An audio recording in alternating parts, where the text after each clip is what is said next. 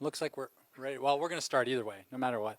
My name is Shawn Doss. I'm with the San Francisco 49ers and an agency called Elevate. So we are a sports marketing agency that helps teams build new stadiums and new venues. And on behalf of Elevate Sports Ventures and the San Francisco 49ers, thank you to the World Football Summit for having us here and with this great panel. Today we're talking about fan experience in many different ways.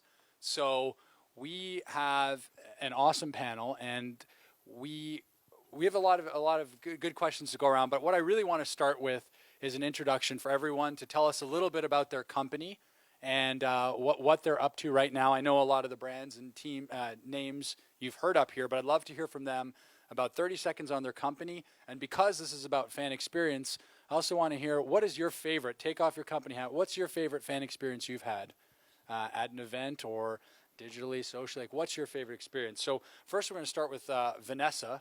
Among other things, she's an endurance athlete. I did find that out.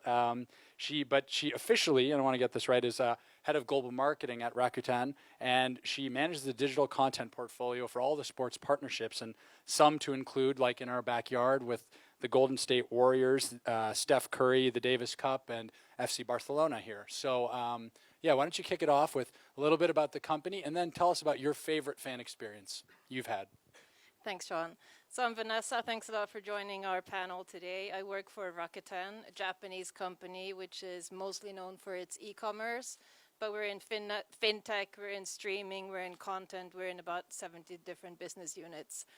What you probably know us the most is that we're the global sponsor of FC Barcelona. So I can't totally take off my corporate hat because one of my favorite fan experiences actually came when I got the chance to play at Camp Nou a few months ago, and just being on that pitch, feeling the grass, smelling the grass, walking across that white line was an amazing experience. And my dad always says, Vanessa, pinch your arm sometimes, and that was like a pinching your arm kind of moment. Wow, and we will learn more about this and talk more about this amazing program that she put in place. Next one here from Hernando, who manages, among other things, I'll call him the liaison at Amazon, who's been in charge of the whole sports category, from merchandising, web services, to all your different content platforms, and you've been now in charge of corralling all of that and growing the business internationally. So love to hear a little bit, tell us a little bit more about what you're doing there, and then really curious on your favorite fan experience. Cool. So basically, as well as Amazon says, everything starts with the customer, and in football, well, everything starts with the fan. So basically, you need the two pillars of what we call Football 360 within Amazon is selection, making all the selection relevant and available to customers and to fans, especially those who don't live in the same city of the stadium, because those they can get access to stuff. But imagine if I live in San Francisco and I'm a Real Madrid fan. When am I going to get the jersey? If on the day of the launch, what happens to me if I'm a fan and that far? So kind of those are the things that we're trying to engage the fan that is not local to the club. And we bring the power of AWS by bringing engaging statistics. We work with Amazon Video. Well, we've seen the cool All or Nothing documentaries we've done. And on the side of retail, we can expand the range of selection of products and ensure that fans around the world don't feel alienated because they happen to live in a different city. That's kind of the basic concept behind it. Favorite fan moment? I think a couple of times, like when I've been lucky to see AC Milan versus Inter. I'm from Venezuela, but I am AC Milan fan. I don't know why, but the couple of times that I was lucky enough to be in the stadium, those have been the highlight. I think like San Siro is the most amazing stadium in the world. It would be a pity if they move out of that temple, but yeah, I mean, walking in there and seeing your favorite team is obviously my favorite moment as a fan. Awesome. Well, thank you very much, and we're looking forward to hearing more about Amazon. Next, we have Keishi from Valencia, and Keishi's a good friend of the family. He's been around with the San Francisco 49ers. We know him well, and he is officially the digital transformation director, but what we've learned is he does a lot more at the football club, and he's responsible for a lot more. So why don't you tell us a little bit about what you guys are up to and some of the great things, and then your favorite fan experience. Okay, so nice to be with all of you here and to share some of our experiences. Valencia Club de Fútbol is one of the top teams in the Spanish league. is a 100 years old club that we celebrated our centenary this year. And we very much like to think, and the way we're working now is like we are making a 100 years organization to start operating like a startup. This is what we're doing, and this is what I do. I'm in charge of technology, media, digital marketing, fan support, business intelligence, a number of things that need to be transformed. And you know, my job is to get rid of my job. My job is to help the club build these capabilities. So about the fan experience, about the, let's say, engaging moment, I've been very lucky to be in the club in the centenary, and I've been very lucky to lead the media team in that moment. So we did a Legends match that doesn't have to really follow all the standards of La Liga match, so we could create an amazing experience with all the stars players, fireworks in the stadium. We broadcasted live for all the world. We had a lot of feedback in social media of fans that live elsewhere, and they could live the centenary with us. So basically, what I see is what I'm very happy is to be an enabler of the reach of what happens in the pitch. It's amazing, and thank you for that. And Keishi brings up a great point that the beauty of this panel here today is that we don't have to worry about wins and losses on the pitch. We totally control the driveway-to-driveway experience with the fans, or the digital experience and how we interact with the brands. So I love the applicability of that, where we can't control if we win or lose. Of course, we can leverage when we win or if we have a star player on our team, but we can control the fan experience, which is a great point of, like you said, whether it's a Legends match, whether it's how you interact with the fan. And to me, that's the most important thing, because we always talk about controlling the controllables. And that's the key to success, because you will not always be a winner on the pitch. So that's great. Okay, last but not the least, Noel. Noel is a fascinating story. I know Latin American now, or living in Latin America, but from here. The most crazy to me that they bought Musically. TikTok took over Musically over a little over a year ago, and now has over 500 million active users on TikTok, and that to me is remarkable from a growth perspective and what they've done in such a short time. So love to hear a little bit more about what you're doing, and then of course your favorite fan experience you've been around. Okay, thank you, Shawn. So so TikTok, as Shawn was mentioning, is the leading destination for mobile video, short form video. We have been the most downloaded video platform in the whole world the last year in the App Store, and we have been topping the 3 main positions for Android, right, in the Play Store. TikTok is a platform. The proposal that TikTok offers to their users is mainly content discovery. So when you join TikTok, basically you are exposed to a certain number of videos that doesn't match your social graph or social circles. It's more about videos, random videos from people that match your interest, right? The main value of TikTok is the creativity. Probably many of you have TikTok, or I hope you have TikTok, or have friends or nephews or cousins that have the app. Is the creativity is basically the main DNA that TikTok is proposing for the consumers. You will see that we provide a bunch of effects and music that users can use for creating the best storytellings. The fun story personally was when we launched the operation of TikTok in August last year. I am a football fan, and I am from Zaragoza, a city in the north of Spain. And I was always thinking, like, the first team that should join TikTok was Real Zaragoza. They are playing in the second division, but they are a very big team. I don't know if there is someone from Real Zaragoza here. So we basically onboarded Real Zaragoza, and for me it was an incredible moment as a fan who lives in Sao Paulo. Awesome. Okay, I'm going to do this a little backwards. I have a long list of questions, so don't worry. We'll have plenty of things to talk about. But I'm very curious for if anyone in the audience here came here specifically to ask someone from the team or the brand side a specific question on fan experience. Are there any things that you would like us to hit on or talk about? So I just want to open it up real quickly. Otherwise, we will dive into the questions. But is there anything from anyone?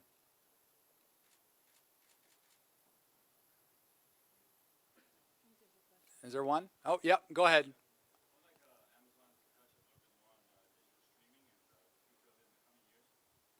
Great. Why don't we start with that?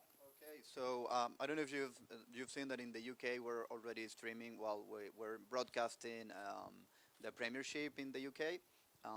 There's a lot of projects going on within video and within live streaming. So I think one of the key pillars of Amazon is making the Prime program as comprehensive as possible. And one of the cornerstone is actually Amazon Video. It's one of the best things that we can reward our loyal customers with. So stay tuned because a lot of things are happening in that arena.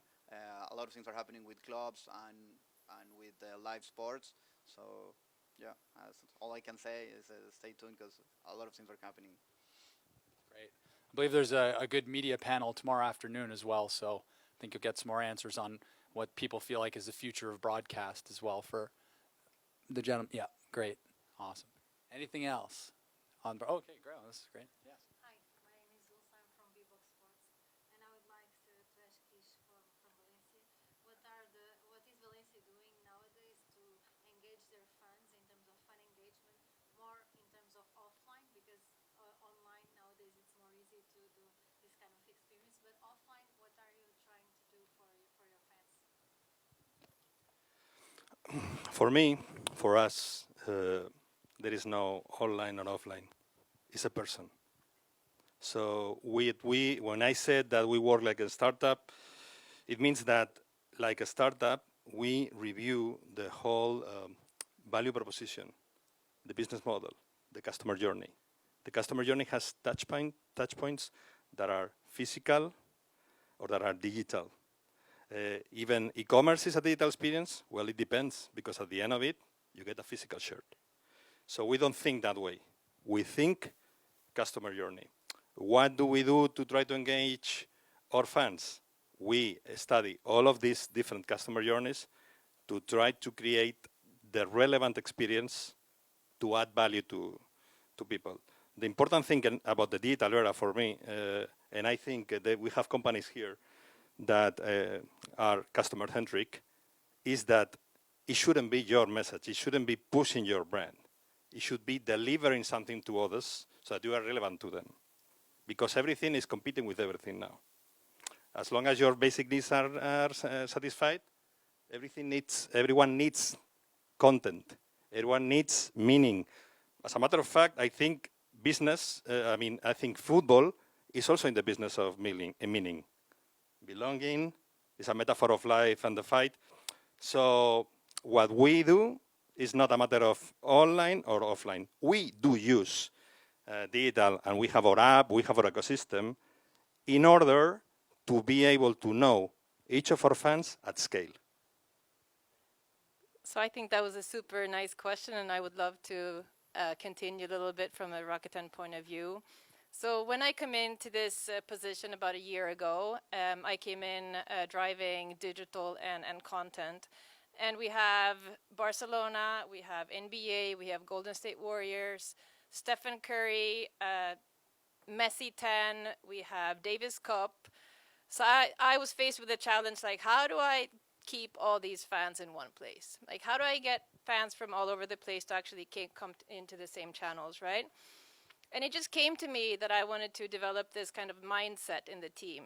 And the mindset is fantastic. It's fan-tastic, right? So we really want to be very fan-centric in everything we do. And what I'm getting at is, because you asked about an offline experience, and we took fantastic to the best place on the planet. We took it to Camp Nou.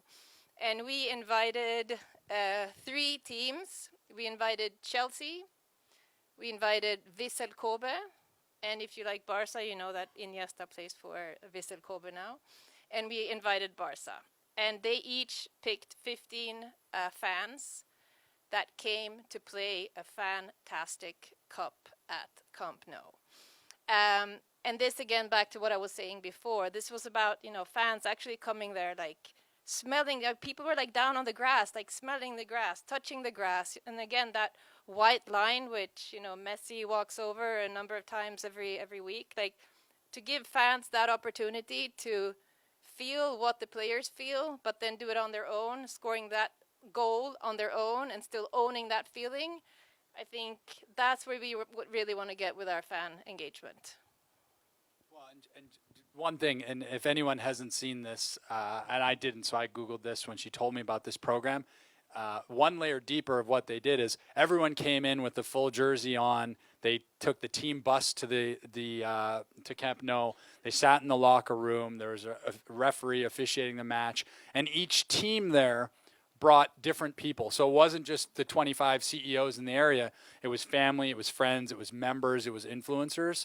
So, I mean, in the United States, we do a lot of these great assets where fans can come on the field after a match and kick a field goal or take a slap shot on the ice. But this was truly a once-in-a-lifetime experience. And, I mean, when you talk about a moment that they will remember, that almost anyone who is in a building will have, in a football stadium, you have 280 days where nothing is going on in your stadium. And they had the wherewithal to say, you know what? We'll spend 5,000 euros. We'll turn on the lights. We'll hire a few people to set up some food and beverage, and we'll create a lifetime of memories. And that's one big thing about the offline that was very, very cool. Thank you. And then on our side with the Elevate and the 49ers, we consult with a lot of these clients. And what we found is a lot of people forget the basic touch points of just what real customer service is like. And we call it proactive versus reactive. So are your teams and companies collecting that Ritz-Carlton style level of service? So are you collecting things like birthdays, where the parents work, where the kids go to school, what their favorite activities are? What are you doing on the birthdays for the kids? Are you sending out personal touch points? Are you sending greetings?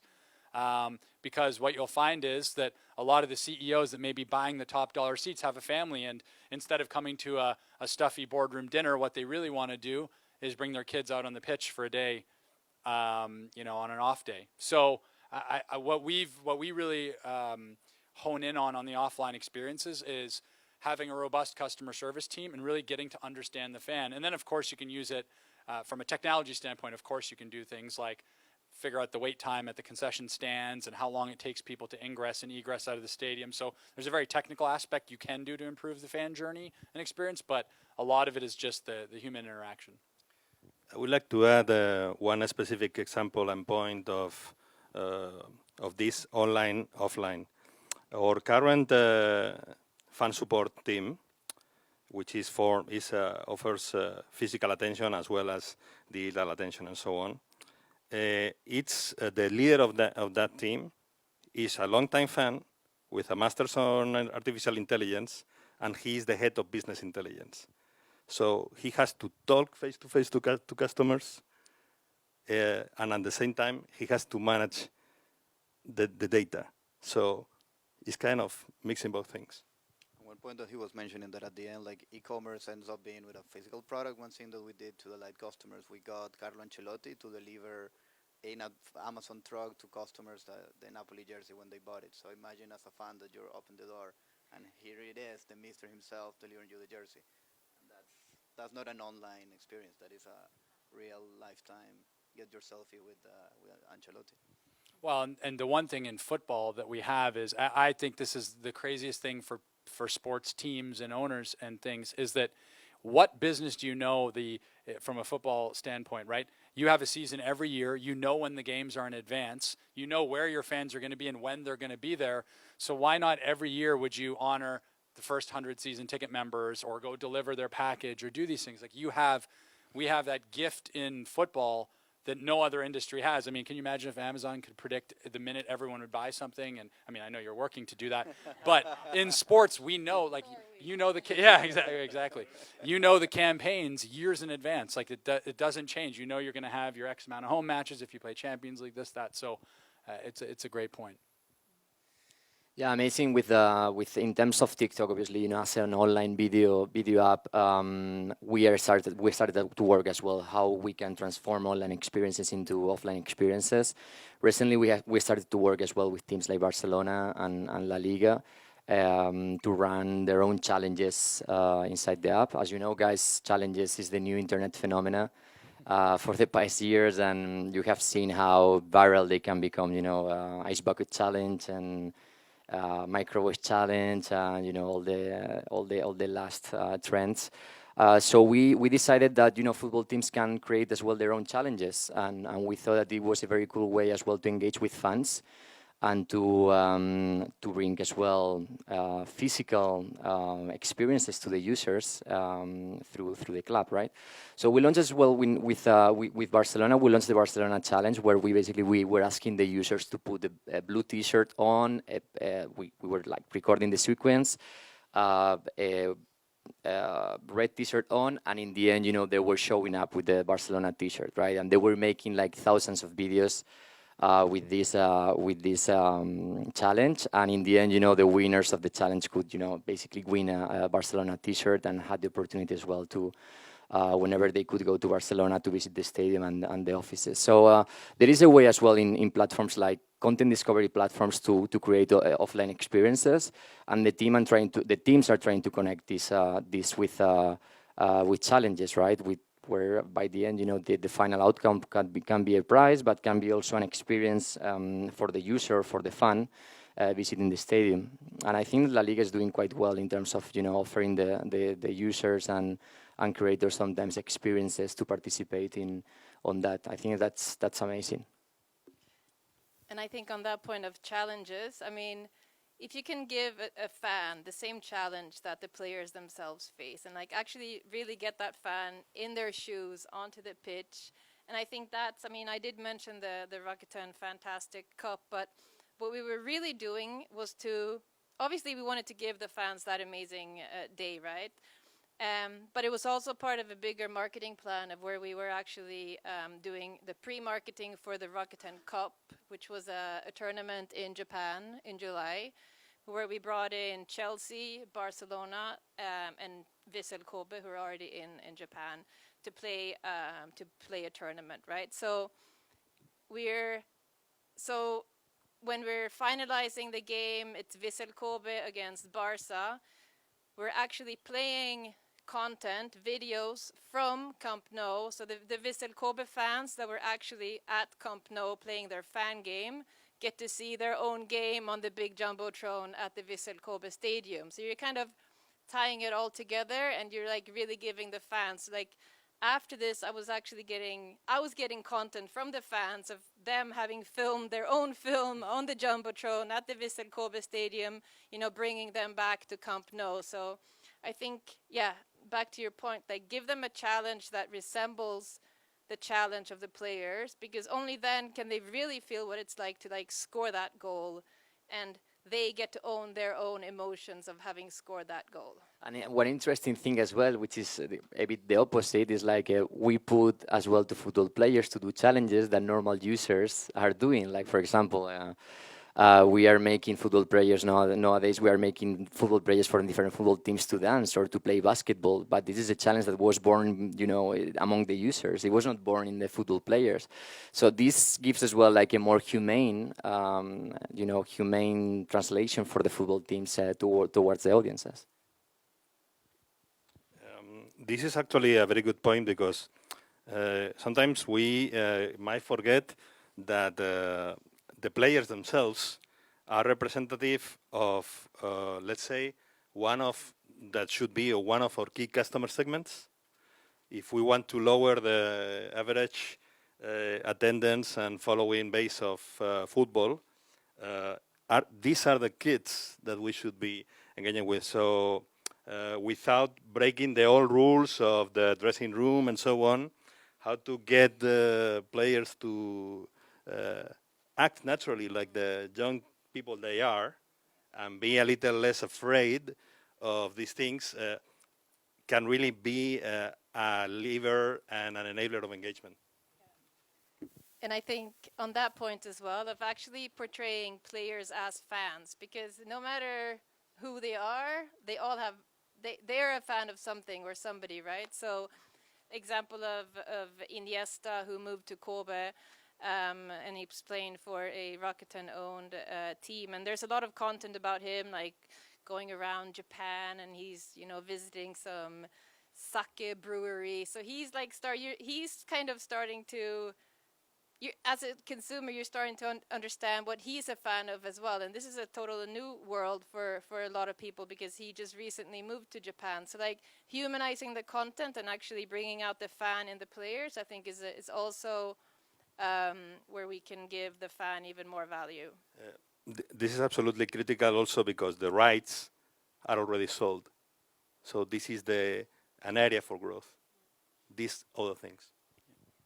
Yeah, for instance, one of the things that we're trying to make a seamless experience is on voice, right? So Alexa skills are being developed, a lot of them for football clubs and so on and so forth. But one of the best surprises that we got in the Alexa team was when Joaquin was playing with an Alexa on his own, telling jokes, and kind of became one of the best advocates for Alexa as an accident, right? It was one of the coolest elements. It's amazing. What other questions? Okay, great. Yep.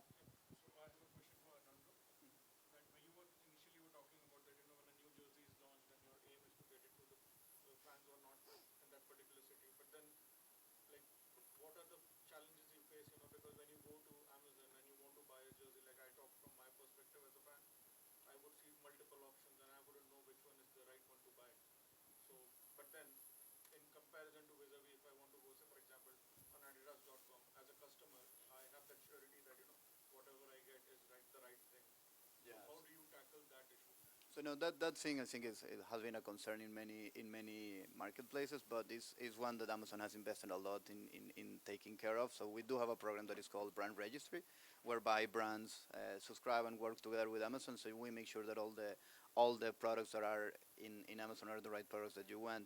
And the other point is to the geographical location, right? Because we do have businesses in different countries. When we launch a new season, we actually have the stock in each of the countries. So that's why we are able to deliver next day in the US, because we actually take the product to the US, and that takes a bit of an effort logistically, but it is the right thing to do, right? I think a lot of it just takes time, right? Because before Fanatics was around, now people trust the name in Fanatics and merchandise, but people didn't know that before they started. So as you keep developing this, or like Ticketmaster as a ticketing provider, before Ticketmaster was around, people were like, oh, are these real tickets? Does StubHub work? What are these marketplaces? So I think a lot of it is just continuing to build the business, and that will slowly permeate into being the new norm. But yeah, like we have a lot of technology to prevent fraud from happening, right? That's one of the places where we invest the most in, like, because at the end of the day, if you want to keep customer trust, you have to ensure that what happens is the right thing. Great. What other questions? Yes, up there.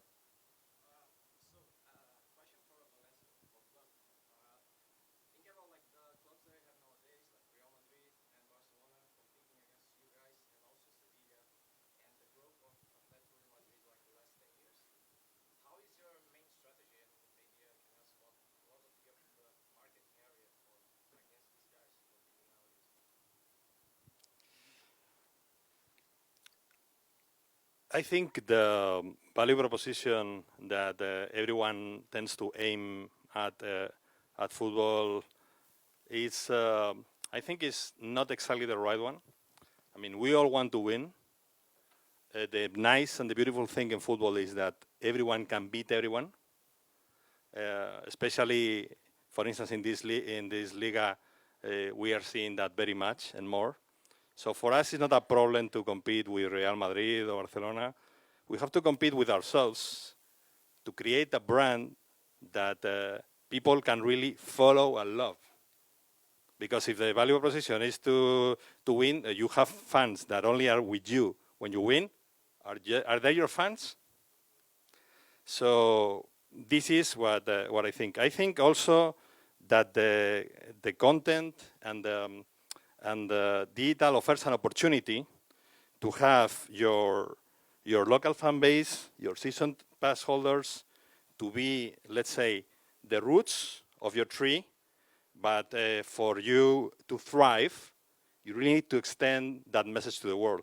And the same way that Amazon grew on selling books that were not very easy to find, but when you add the long tail of everywhere, it makes a big number.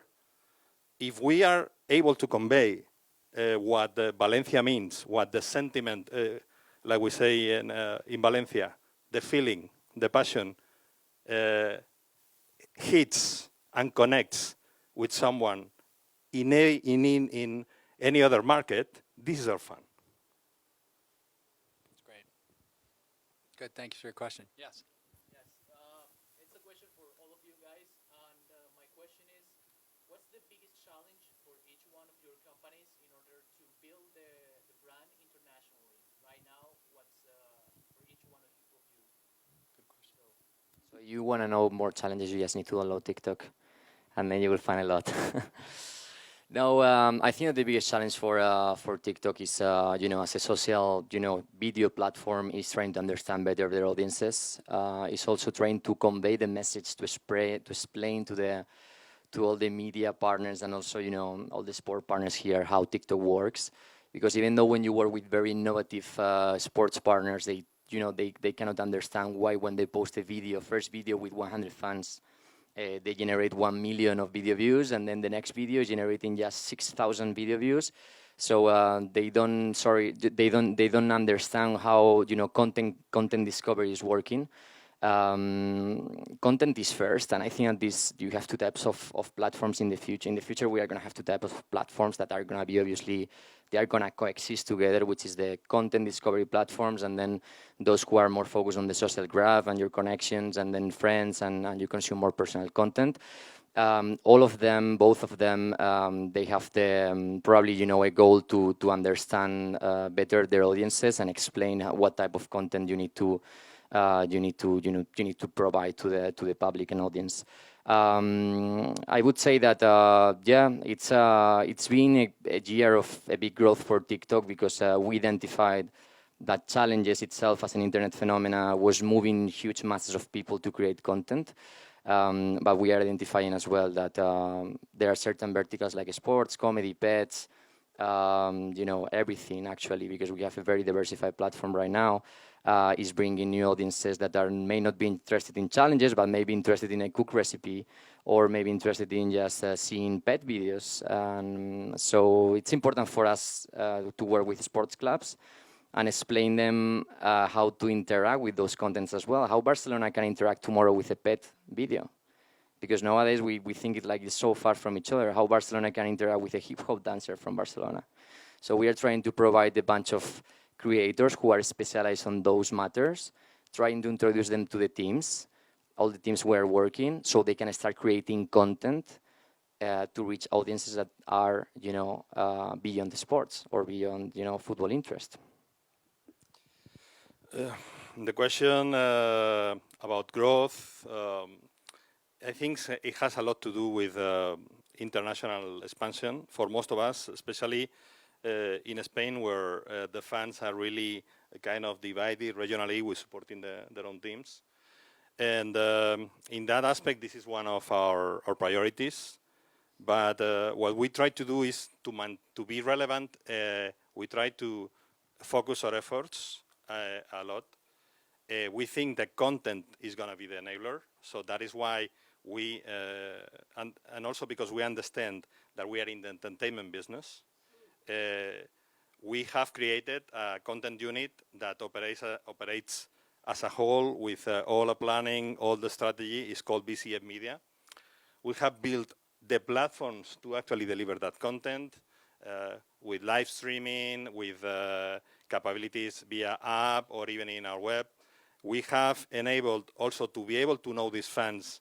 We have put in place login systems that are easy to do, like social login.